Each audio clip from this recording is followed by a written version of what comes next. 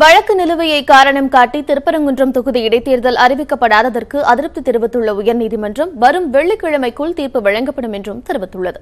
2016ஆம் ஆண்டு நடைபெற்ற திருப்பரங்குன்றம் சட்டமன்ற இடைத்தேர்தலில் அதிமுக வேட்பாளர் ஏ.கே. போஸ் வெற்றி பெற்றதை எதிர்த்து திமுக வேட்பாளர் சரவணன் சென்னை உயர்நீதிமன்றத்தில் வழக்கு தொடர்ந்தார்.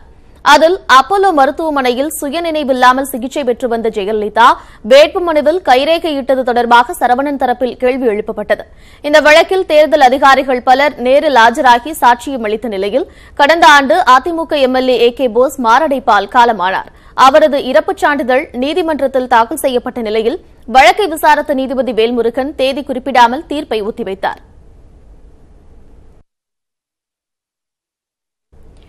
இந்நிலையில் அண்மையில் தமிழகத்தில் 18 தொகுதிகளுக்கு மட்டுமே இடைத்தேர்தல் அறிவிக்கப்பட்டதால் அதை நீதிபதியிடம் சுட்டிக்காட்டிய சரவணன் தரப்பு வழக்கறிஞர் வழக்கை வாபஸ் பெறுவதாகவும் மனு தாக்கல் செய்தார்.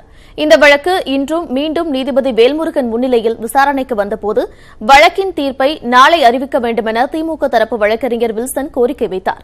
அப்போது வழக்கை காரணம் காட்டி திருப்பரங்குன்றம் தொகுதிக்கு தேர்தல் அறிவிக்காததை ஏற்க முடியாது என அதிருப்தி தெரிவித்த நீதிபதி வரும் வெள்ளிக்கிழமைக்குள் தீர்ப்பு வழங்கப்படும் என தெரிவித்தாா்.